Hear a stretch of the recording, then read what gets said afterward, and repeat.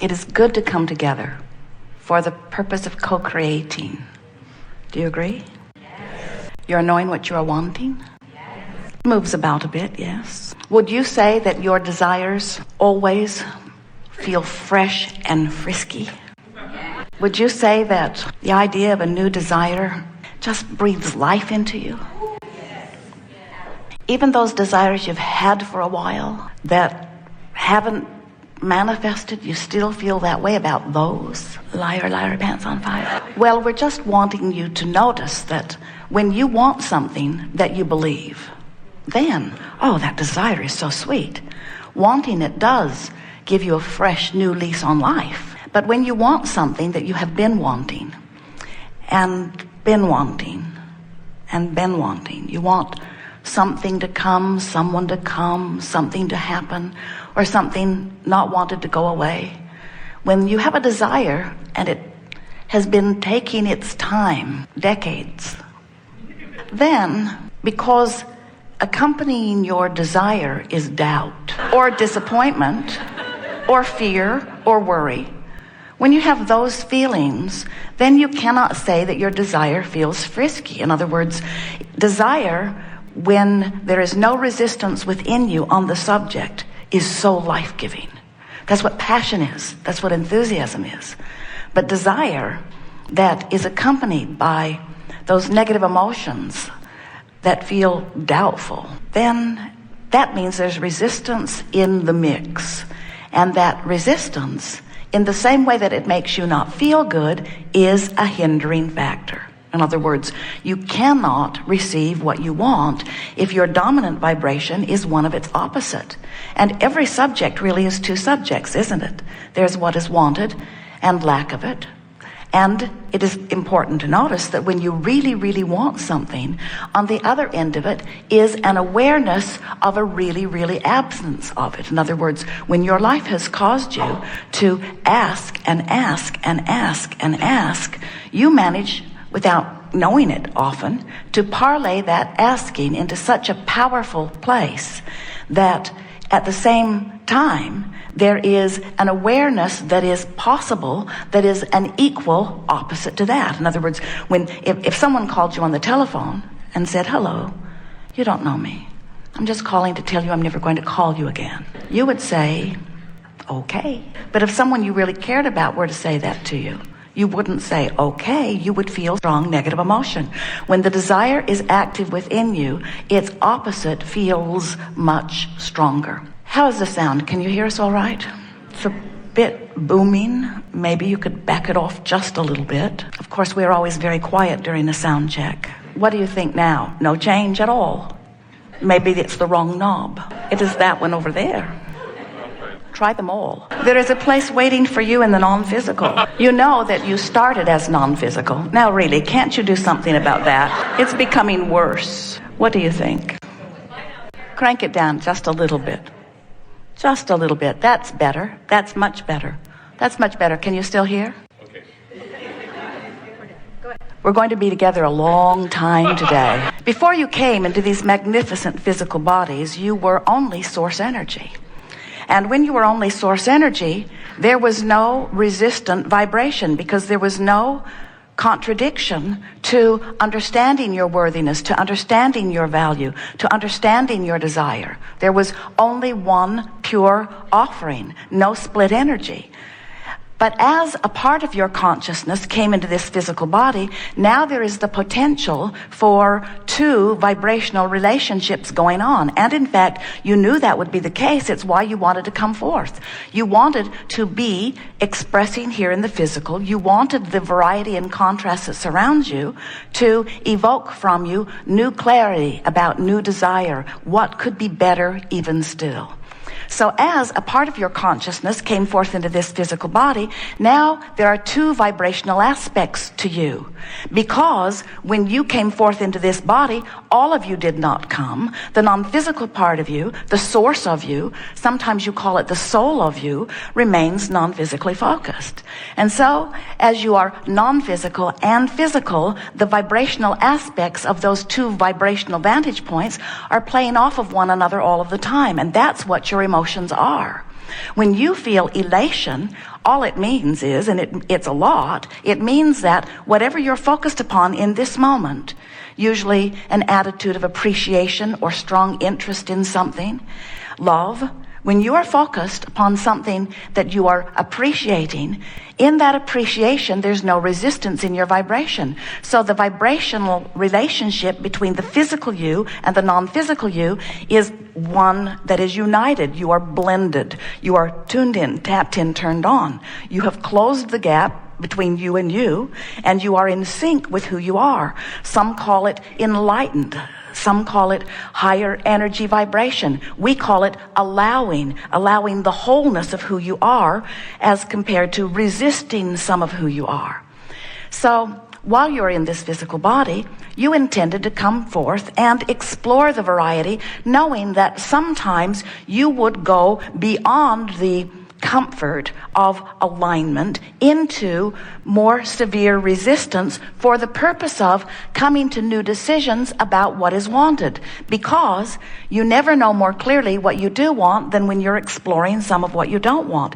It's part of the focusing mechanism that all creative geniuses like you and like us employ.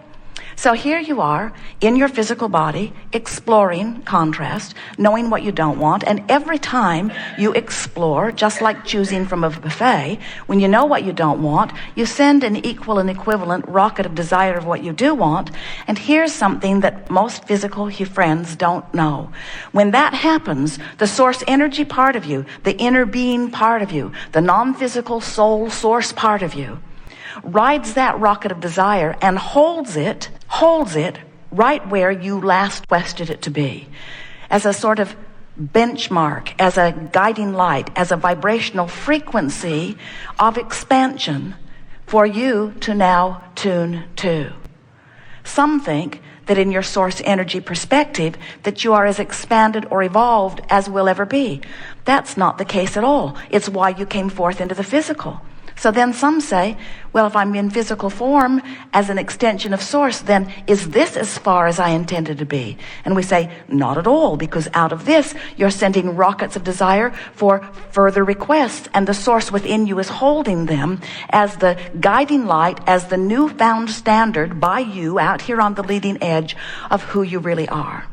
So the source energy part of you holds that collective consciousness, that collective desire, holds it steady in a vibration for you to feel your way in relationship to. And the better you feel, the more you're keeping up with you. The worse you feel, the more you're not keeping up with you. In other words, when someone's rude to you, you ask for a nicer world. And when you ask for a nicer world, you create it in the vibrational sense, because the source energy part of you collects that desire and holds fast to the idea of it. Now, it's already done. You've asked, step one, and source has embraced it even more, has become it, and is now offering the vibrational equivalent of it. Now that's a big deal, because when the vibrational equivalent of something is offered, that means law of attraction is now assembling all cooperative components. And in the same way that your earth came to be, in the same way that everything that you know that is physical is, it was vibrational first. So in this vortex of creation, where source is holding all that you've been asking for, you have an option now of keeping up with it, of moving in the direction of it, or of resisting it. And sometimes without even meaning to, because someone was rude to you, even though you ask for a nicer world, you don't turn and speculate about what the nicer world would be. You don't think about how much you're going to enjoy the nicer world. Often, instead, you stay focused on how rude that person was. You keep talking about it. You keep struggling in it. You email someone about it. You blog about it. And you manage, without meaning to or without understanding what it means, you hold yourself in vibrational resistance to who you really are and what you really want. And when you do that, you feel negative emotion. We want you to remember something. We're going to speak it several times here today, because it is the most important thing that you will ever understand in terms of your relationship with who you really are. A battle against anything is really a battle against you. Because when you hold yourself in attention to something unwanted, when you push against it, when you proclaim it as inappropriate, no matter how many other of your physical friends agree with you about the wrongness of it, when you focus upon something unwanted in an effort to push it away, as in shouting no at it, or as in proclaiming it wrong or inappropriate, what's really happening is you are holding yourself, sometimes chronically, in vibrational resistance to who you really are. And it's really not worth it. No matter what it is, it's too big of a price to pay. We call this gathering the art of allowing, because it really is about you figuring out how to allow the physical part of you to keep up with the non-physical part of you. And it's so interesting because the non-physical part of you is expanding because of the physical part of you. You're here sifting and sorting and deciding and asking and asking and asking, even if you don't use your words. And the source energy part of you is becoming and becoming and becoming and becoming as you keep setting new standards of vibrational equivalency for yourself. You got to keep up with you.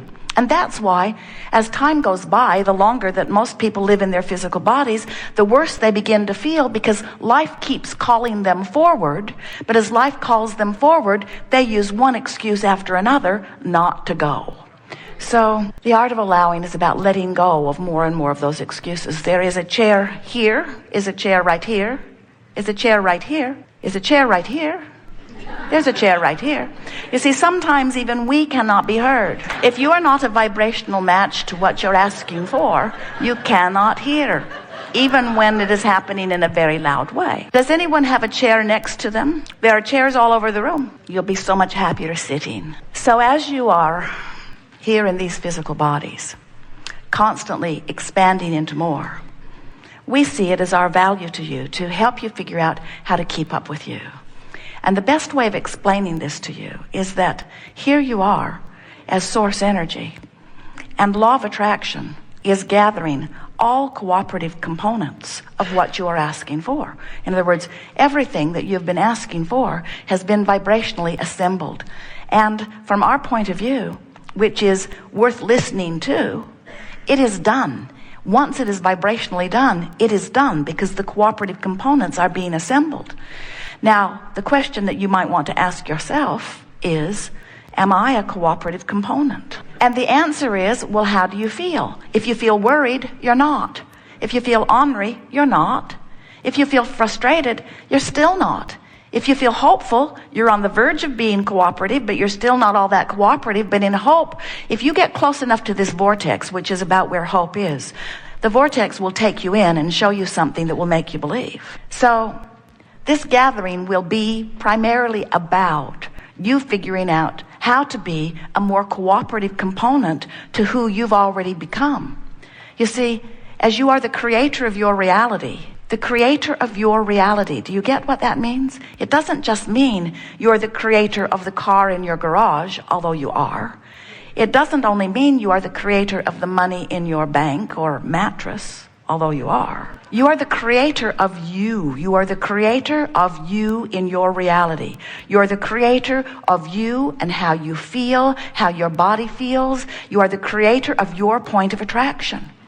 And so it's not just about asking for something that you don't have, because if your dominant feeling is, I don't have it, that's why I'm asking for it. Abraham, I don't have it, that's why I'm asking. I don't have it. I don't have that thing I want. Do you see that I do not have that thing I want? I have not had that thing I want. I have not had that thing I want ever. I have not had that thing I want. I want it. I really want it, but I have it not.